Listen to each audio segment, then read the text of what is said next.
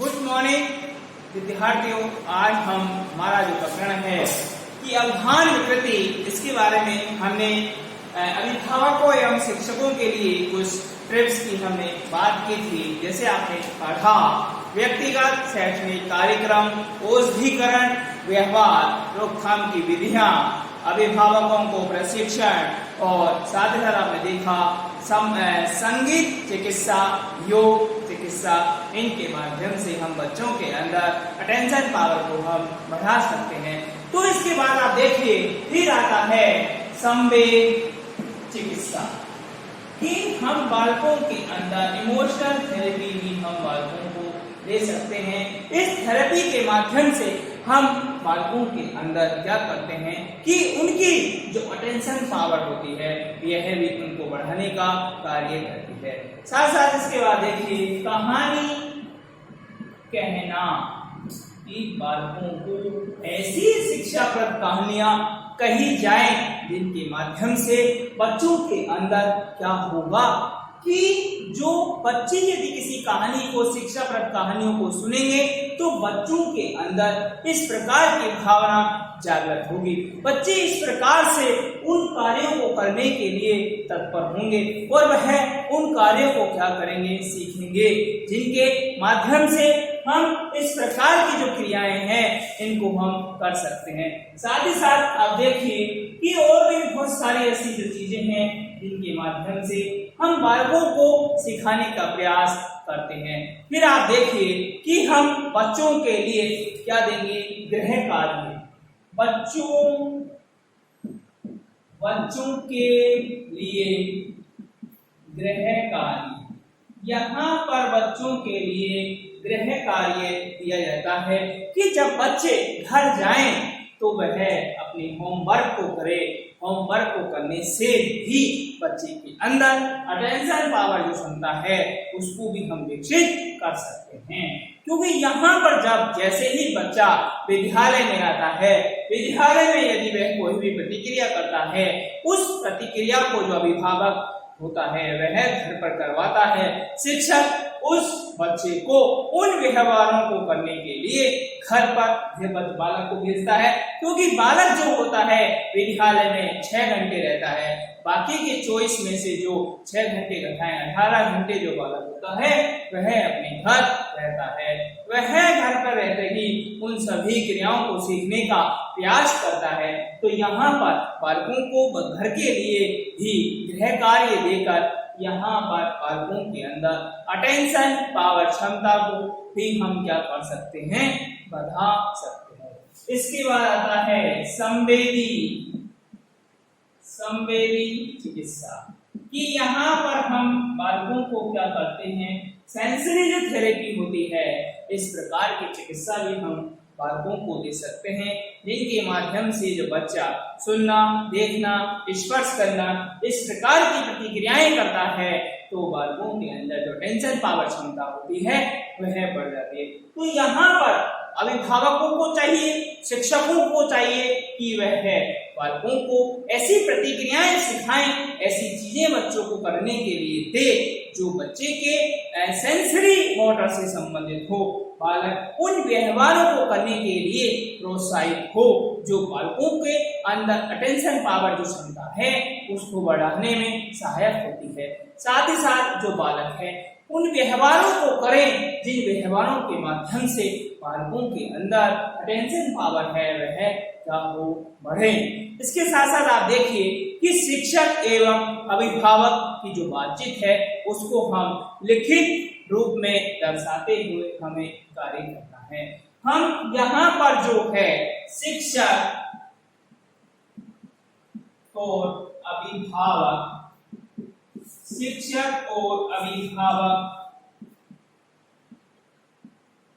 के बीच क्या होना चाहिए, बातचीत। इसको हमें लिखित के रूप में रखते हुए कार्य को एक फाइल में लाना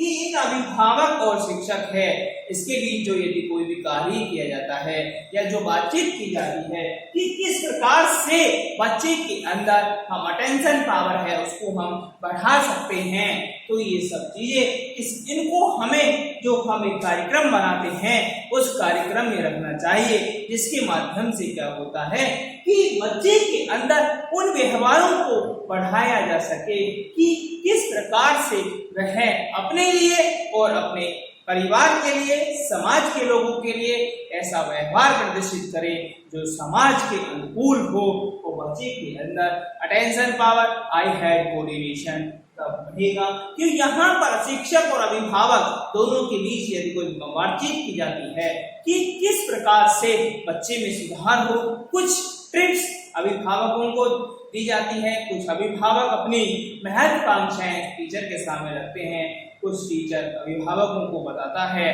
दोनों के बाद एक समझौता होता है, उसके आधार पर बच्चे की जो अटेंशन पावर है उसको बढ़ाया जाता है। साथ ही साथ आप देखिए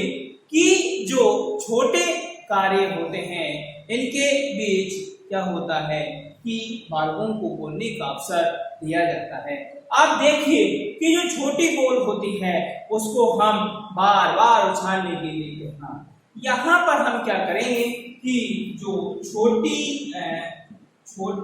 बॉल है, छोटी बॉल को बार बार उछालना।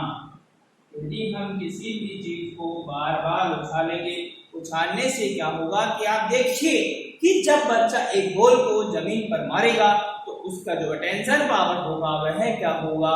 बढ़ेगा। अटेंशन पावर बढ़ने से, क्योंकि हम बच्चे के अंदर क्या करना चाहते हैं कि जो अटेंशन की जो चीजें हैं वह बालक के अंदर किस प्रकार से बढ़े, बालक किस प्रकार से उन व्यवहारों को सीखे जो बालक करना चाहता है या जो वांछनीय व्यवहारों की श्रेणी में आती है। इस प्रकार से जब हम एक शिक्षक बालक को यदि कोई भी चीज बार बार उछालने के लिए कहेगा, उससे क्या होगा कि बालक जब जमीन में गेंद को बार बार उछालेगा तो वो गेंद जमीन पे टप्पा खाएगी और उसका जो निशान है टप्पा खाने के बाद वह उस व्यवहार गेंद के माध्यम से वह गेंद को देखेगा तो उसके अंदर आई हैड कोऑर्डिनेशन विकसित होगा और वह इस प्रकार से उन व्यवहारों को करने के लिए लयलयित होगा, जो उसे गेंद के माध्यम से हम क्या करेंगे कि बच्चे के अंदर अटेंशन पावर जो क्षमता है उसको हम बढ़ाने का प्रयास करेंगे। स्कूल के जो परामर्शदाता है, विशेष शिक्षक है और मनोवैज्ञानिक जो होते हैं उनके भी जो कार्य क्षेत्र हैं उनके अंतर्गत हम बच्चों को कार्य करने के लिए कहेंगे और उनकी जो अभिभावकों, क्योंकि यहाँ पर जो परामर्शदाता है वह ऐसे बालकों के लिए क्या करेगा कि परामर्श देगा कि किस प्रकार से इन बालकों के अंदर अटेंशन पावर क्षमता है उसको बढ़ाया जाए। साथ ही साथ ऐसी चीजें क्या की जाए जिससे बच्चों के अंदर अवांछनीय व्यवहारों को क्या किया जाए, कम किया जाए। जब अवांछनीय व्यवहारों को कम किया जाता है और वांछनीय व्यवहारों को बढ़ाया जाता है तो बालकों के अंदर जो अटेंशन पावर क्षमता होती है वह क्या होती है, बढ़ जाती है। साथ ही साथ हमें बालकों को यहाँ पर अटेंशन थेरेपी भी हमें बालकों को देनी चाहिए। यहाँ पर हम बालकों को एक मोमबत्ती को जलाकर बच्चा जो है उस मोमबत्ती को ही, जब तक वह मोमबत्ती जल रही है तब तक बच्चा उस मोमबत्ती को देखेगा। मोमबत्ती को जब वह देखता है, वह एक चीज को जब लगातार देखता रहता है तो इससे भी अटेंशन पावर जो है बालकों के अंदर बढ़ने की कोशिश की जाती है। साथ ही साथ आप देखिए श्याम पट पर हम एक छोटा सा बिंदु बना देते हैं और बच्चे को कहना है कि आपको जब तक मैं नहीं कहूं तब तक आपको इस बिंदु से अपनी निगाहें नहीं हटानी है। बालक जब उस बिंदु की तरफ देखता है, जितना अधिक बालक देखेगा बच्चे का अटेंशन पावर उतना ही बढ़ेगा। यहाँ पर हम बालकों को विद्युतीय आवेगों के आधार पर भी हम बालकों को क्या करेंगे, अटेंशन पावर जो होती है उसको बढ़ाने का प्रयास भी हम बालकों को सिखा सकते हैं। इसके माध्यम से भी अटेंशन पावर जो है वह बढ़ सकती है, क्योंकि कोई भी ऐसी रोशनी जिसको बालक लगातार देखता रहता है तो बालकों के अंदर अटेंशन पावर जो होती है वह क्या होती है कि बढ़ जाती है। साथ ही साथ आप देखिए कि बच्चे को मूल्यांकन के आधार पर भी बच्चे का बार बार मूल्यांकन किया जाए, इवैल्यूएशन किया जाए कि बच्चा जो व्यवहार बच्चे को सिखाया जा रहा है क्या बच्चा उस व्यवहार को कर रहा है, क्या बच्चा उस व्यवहार को समय समय पर कर रहा है या नहीं, क्या बच्चा उन व्यवहारों को करने में लायक है, यानी उनको करने में वे तत्पर है, क्या उसमें कोई सुधार हो रहा है। इन प्रक्रियाओं के माध्यम से हम बालकों के अंदर वो समस्या का व्यवहार है, अटेंशन संबंधी जो समस्याएं हैं इनमें हम क्या कर सकते हैं, सुधार कर सकते हैं। यहाँ पर अभिभावकों को चाहिए कि वह बालक की हर प्रतिक्रिया पर नजर रखे, बालक किस प्रकार से किन व्यवहारों को कर रहा है, किन व्यवहारों को वह नहीं कर रहा है। अभिभावकों को, शिक्षकों को हर प्रकार का व्यवहार नोट करना चाहिए और यह देखना चाहिए कि बच्चा कौन सी प्रतिक्रिया ठीक प्रकार से नहीं कर रहा है और कौन सी प्रतिक्रिया वह ठीक प्रकार से कर रहा है। क्योंकि हम जब बालक की हर कार्य पर क्या करेंगे, निगरानी, तो हमें यहाँ पर कार्य पर क्या करनी चाहिए, निगरानी। कार्य पर यदि निगरानी रखी जाए तो हर कार्य में क्या हो सकता है, सुधार हो सकता है।